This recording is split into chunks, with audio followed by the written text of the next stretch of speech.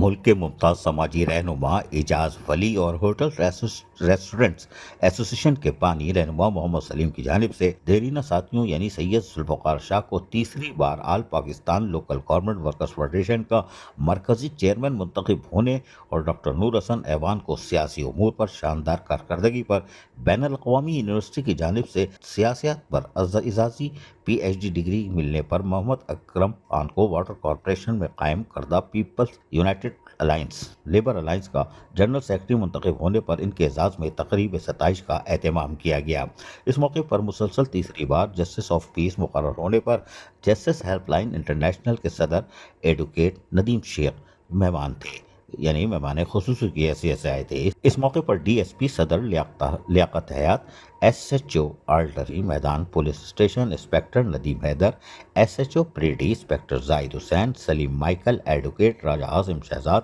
منصور Jack, Javed Baloch, Asif Awan, Haris امین بھٹی، عزیز بلوچ اور ریحان قاضی، ارشد ایوان، عامر اقبال اور دیگر نے شرکت کی۔ اس موقع پر سید ذوالفقار شاہ، اکرام خان، ڈاکٹر نور حسن ایوان کو ایوارڈ تقسیم کیے گئے اور ایڈوکیٹ ندیم شیخ کو یادگاری ایوارڈ دیا گیا۔ آنے والے مہمانوں کو اجرک کا تحفہ بھی پیش کیا گیا اور اس موقع پر پرتکلف عشائیے کا بھی اہتمام کیا گیا تھا۔ اس موقع پر یقیناً مقررین نے اپنے خطابات میں سید ذوالفقار شاہ کی کارکردگی کو، جو کہ بلدیاتی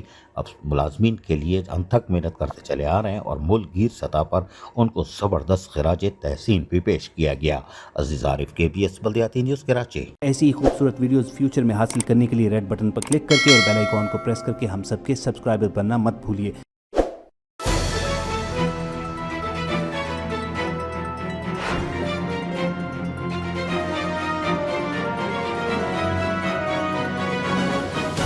KBS